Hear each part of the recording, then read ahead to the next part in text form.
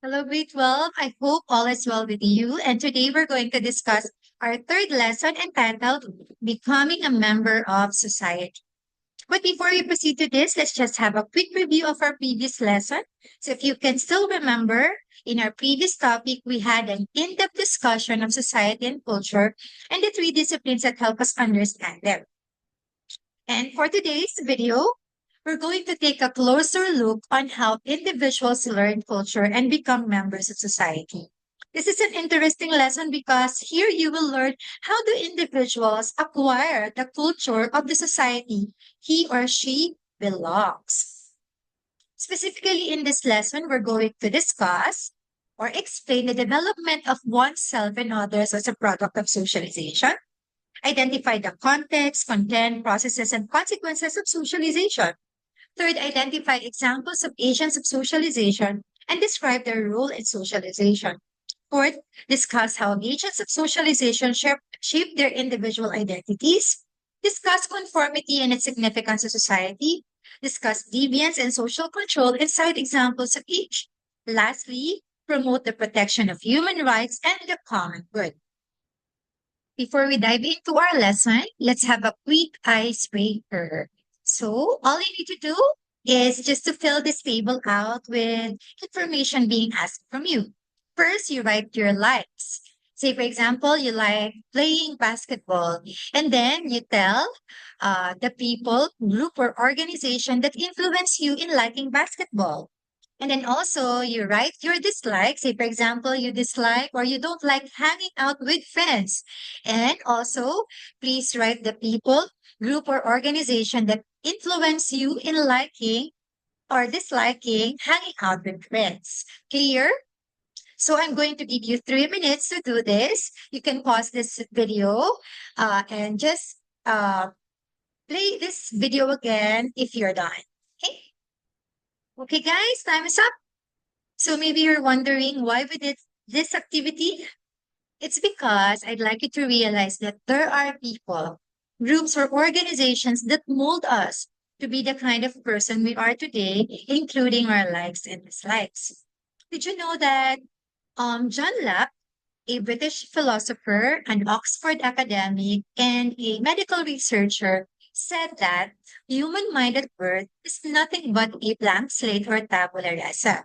As a child grows, various experiences imprint knowledge on his or her mind. So what does he mean?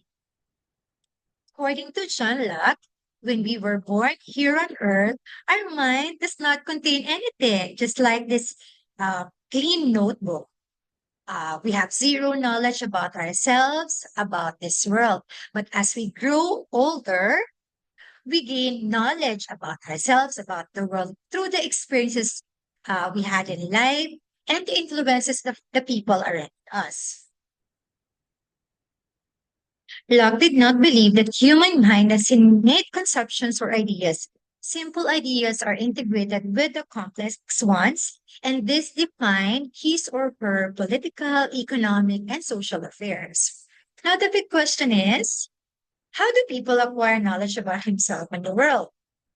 One way is through the process called socialization. Socialization refers to a lifelong process of social interaction Now through the big which question. people acquire their identities and necessary survival skills in the society. It means that through socialization, people are trained how to think, feel, and act in appropriate ways. What are the examples of socialization? First, we have child rearing. Through child rearing, kids learn how to read, write, and behave properly. Another is through school orientation. Through school orientation, students are acquainted on the rules and regulations of the school. And another one is attending Sunday school for the Christians and catechism for the Catholics. Through this activity, kids learn or gain spiritual beliefs or beliefs about God. Process of socialization enables a person to gradually become self-aware and knowledgeable human being and learn the ways, values, rules, and culture of his or her society. Interestingly, there are different sociological perspectives on socialization. One is the early years American sociology. This perspective believes that the process of socialization is equated with civilization. That socialization is tantamount to taming individualists so that they would willingly cooperate with others. These perspectives believes that people were unruly and individualistic before their encounter in the society. Thus, socialization is very important in order to tame individualists so that they would willingly cooperate with others. The second is the functionalist view, which was proposed by Talcott Parsons. The process of socialization is viewed in the context of internalization in this perspective. Internalization means the process of accepting social norms, attitudes, values transmitted by people within the society. This view believes that the primary function of the society is to teach people how to behave and think properly. And if the people did not live up to the expectations of the society and behaved strangely, there is an inadequate or incomplete socialization.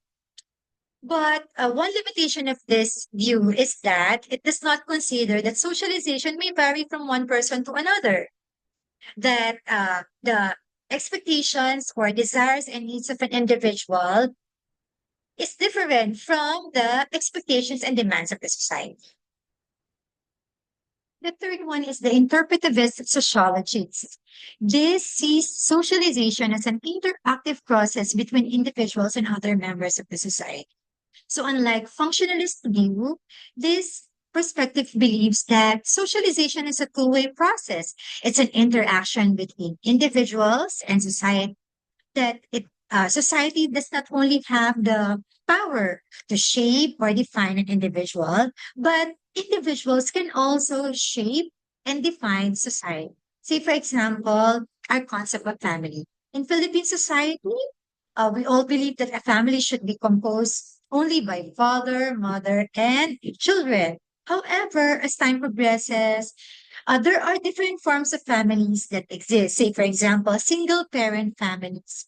These single parent families prove to the world that they can still be considered as family even if they are the single parent families now are being accepted as a form of family.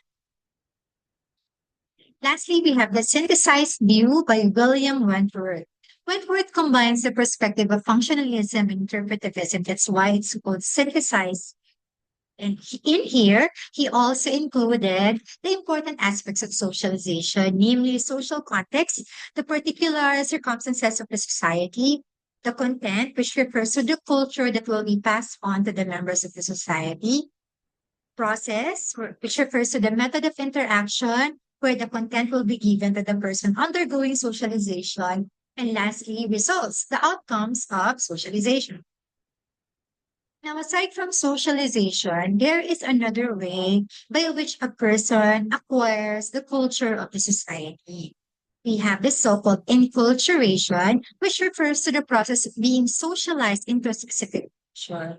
Here, the person intentionally learned the culture of the particular group he or she wants to belong. Say, for example, a missionary who wants to reach out to a particular indigenous group. So, in order to reach them out, he or she will study formally their local language, enjoy some of their social rights. Some important remarks. Socialization and enculturation go hand in hand in instilling the individual accepted values, norms, and standards of behavior in society. These processes impart social status, roles, and identities. And lastly, socialization and enculturation occur throughout individuals' life. Now let's pause for a while, and I'd like you to write on your notebook what you've learned so far from this lesson.